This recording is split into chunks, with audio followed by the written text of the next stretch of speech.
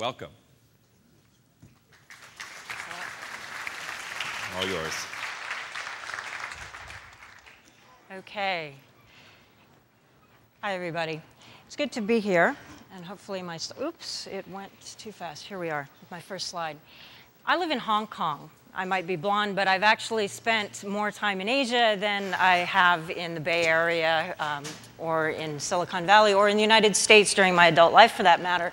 And I came to the Bay Area this past summer for another technology conference, and I was really struck by the fact that the world looks quite different from here than it does from Hong Kong, let alone Damascus or Accra or some other place. And so I asked a friend of mine, Hugh MacLeod, the blogger and cartoonist who has this great blog, Gaping Void, to draw a map kind of in the New Yorker style of Silicon Valley's view of the world. And this is the map he drew here.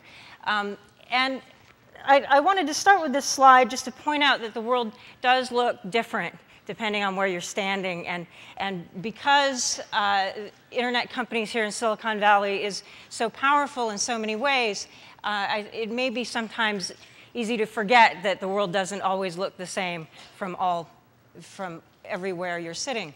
And there are a lot of assumptions, I think, that one makes when one's sitting in the United States and looking out at the rest of the world. And one of these assumptions tends to be where the world is going.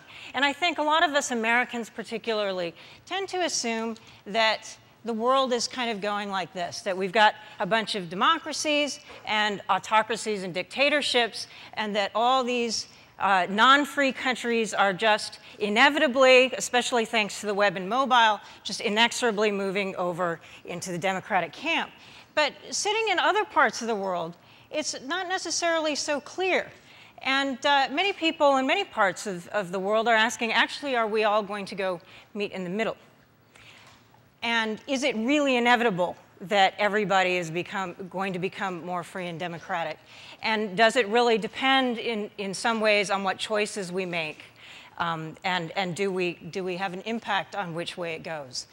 Another assumption that's often made is about the relationship between capitalism and democracy. And I've spent a lot of time in China. I worked in China as a journalist for 9 years. And China is in the middle of an evolution from what I like to call the Mao model to the Murdoch model. But you know, the question is, does that necessarily mean that just because China is moving from the Mao model to the Murdoch model, does that equal democratization? And I think this is something we need to think about a bit, because actually the Chinese State Council Information Office is advocating the establishment and the support of large listed private media conglomerates, because they're actually coming to realize, looking out at the world, that large listed media companies are quite easy to control and regulate and manipulate. And so the Chinese government is actually encouraging the emergence of large media and telecoms companies in China. And so that's another thing to think about. Now, as John mentioned, I co-founded with a technologist named Ethan Zuckerman, who's at the Berkman Center for Internet and Society at Harvard. I spent a little time there, and he and I co-founded this website, Global Voices, which is a nonprofit citizen media website that specializes in curating what bloggers are saying everywhere except North America and Western Europe. And the reason why we started this site in 2005 was that we realized that one of the kind of assumptions from the early days of the web wasn't quite working as many people had assumed, which was that one of the assumptions was that with the World Wide Web, all the borders would go down and everybody all around the world would talk to one another and get to know each other better and so on. But what we were finding was that actually American bloggers were linking to and talking about other countries even less than the American mainstream media.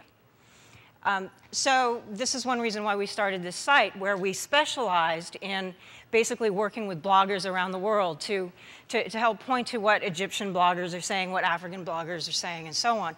And we found also that there was no clear for-profit business model for this, and that Silicon Valley is not didn't really see any way to monetize this kind of thing, and that we really had to go the nonprofit route, that we couldn't do this with capitalism. At the end of the day, we had to do it with foundation money. So that's another thing to think about. Another thing we found as we were working on Global Voices and bringing together this network of bloggers around the world is that there are a number of obstacles, aside from just the attention and caring problem, and one is censorship. And that around the world, in places like Pakistan, this is a site that was started by Pakistani bloggers who got very angry because Blogspot got blocked in Pakistan, and they were all using it. That people who are trying to speak out, trying to create citizen media, trying to have the global conversation, are being stymied by governments who would rather they not do this. And so we found that it's not enough just to encourage bloggers and link to them, but we had to advocate for their free speech. And censorship around the world is a growing problem. This is what the Great Firewall of China looks like when you run up against it. This is basically a screenshot of what happens when you try to access Human Rights Watch from a Chinese internet service provider. You get this error message. And it's not just in China that the internet is filtered and censored. Actually, the Open Net initiative has tested filtering, or has tested the internet in about 41 countries, and they found that in 25 of them, they found various levels of censorship, both social and political. And a lot of this in a lot of countries is being done with filtering software from WebSense and a couple other of Smart Filter is another American company, and so on. And so, again, technology is neutral. It can be used for many purposes.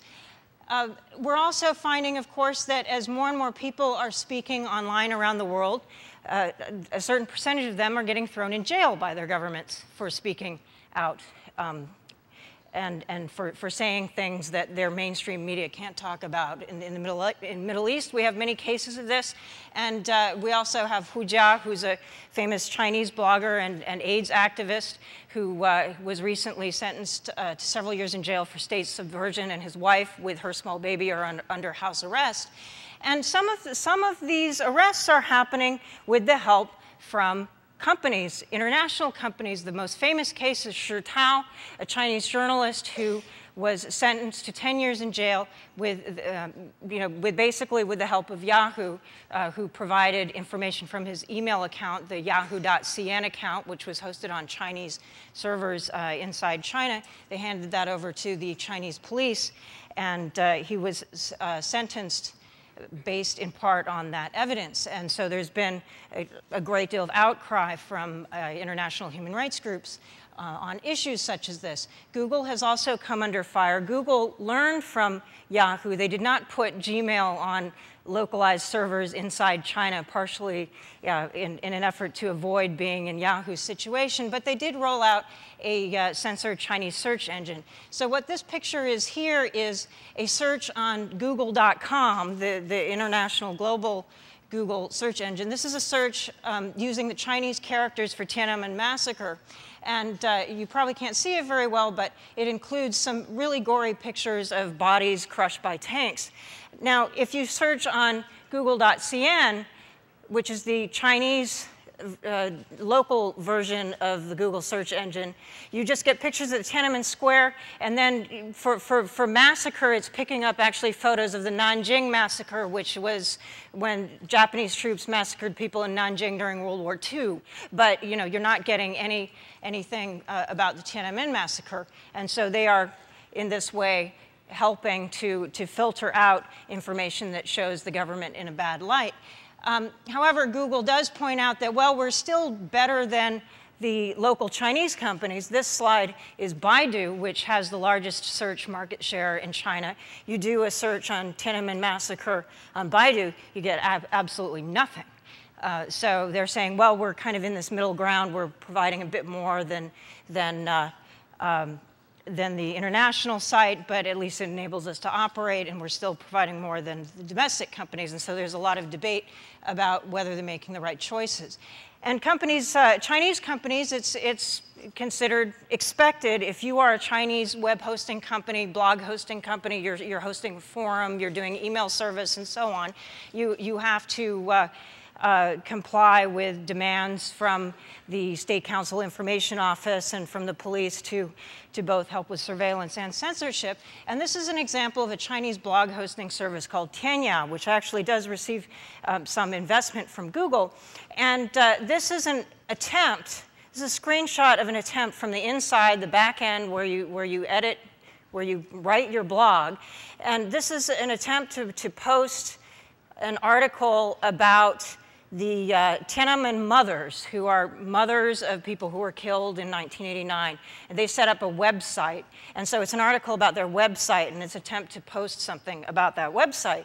And what happens when I try and post this is I get this message, which says, your post has been successfully submitted, but because it contains sensitive words, please wait for it to get approval. And it never does get approved. It, kind of disappears. And so basically, I can't even get the post onto the blog. So what's happening is that Chinese blog hosting services and Chinese chat rooms and web forums and so on are kind of protecting their users from themselves in a way, and are helping the Chinese government to censor the conversation taking place online in China. And so the point being, this is largely being done by companies in China, by the private sector, because otherwise they lose their business license. So what we have is this problem right now is that companies are kind of in the middle. They're being squeezed by governments. And this is a global problem. You have governments here, you have users on the other side, and companies in the middle. And governments everywhere are putting pressure on companies to do things that are arguably contradictory to the rights and interests of many users. And it's not just in China. I think in the United States, we also have some problems. And one can come up with examples in pretty much any country that has an internet and a phone system that governments are pressuring companies to do things that we may feel are not consistent with our own rights. So one thing that has come up recently that I've been involved with is the Global Network Initiative. And this just launched last week. This is the website, globalnetworkinitiative.org. You might have seen something in the newspaper about it. Microsoft, Google, and Yahoo have signed on to it. And it's a set of principles on how companies should basically set some standards on freedom of expression and privacy. How do companies uphold their users' rights and interests while still engaging in markets? Because the point being that, if you really get down to it, if you are only going to do business in a pure country that does nothing nasty, basically there's nowhere you can do business. So the point being that there needs to be an effort by industry to think in a sophisticated way about how to deal with these problems, and basically setting some standards about how companies can do human rights assessments before they roll out new products, go into new markets, to advocate responsible company decision-making, thinking ahead so that you can anticipate issues like the Shurtao case before they happen, and then think whether you really want to do that service in that way. And it's a multi-stakeholder initiative, so that there are human rights groups involved, there are academics such as myself involved, and really trying to talk about how do we practically address these problems so that services can be rolled out and used, and that the benefits of the internet can be shared widely while companies try and think through these problems and act as responsibly as possible, and also a governance and accountability system so that companies will be benchmarked. To what extent are they living up to these principles, and who compares well to whom, and they can be rated, and then investors and users can make more informed choices about which companies' services are safest to use. And so I'm running out of time, but I want to bring up some writing that's recently come out by Danny O'Brien from the EFF, the Electronic Frontier Foundation. And the concern is that while the Global Network Initiative is a great idea and really necessary, are we over-relying on the Web 2.0 giants? Do we need to have more alternatives that are not so concentrated so that everybody's using Gmail and then it gets blocked, or everybody's using, for instance, dissidents in China all use Skype, or we're all using Skype, until a researcher found out that the Chinese joint venture partner of Skype was basically uploading a large number of text messages onto an insecure server inside China, and that these were being used by the Chinese government when Skype had been claiming that the chat was secure. And so there's a real question of, we have governments, companies, and citizens, and are we over-relying on a small number of companies? And do we need to build more grassroots alternatives? And while I think many of the companies that have been presenting here during the course of the conference are doing fabulous work, is everyone, to some extent, if you get too big, a benevolent dictator? And how do we hold people to account, make sure people are acting responsible and keeping our rights in mind? So do we need more grassroots citizen media networks? And do we need more free culture, more open source alternatives, more alternative peer-to-peer independent spaces? And with that, I'm going to hand it over to Isaac Mao, our next speaker, who is actually an example of the kinds of grassroots networks that are being built in places like China. Okay. So there you go.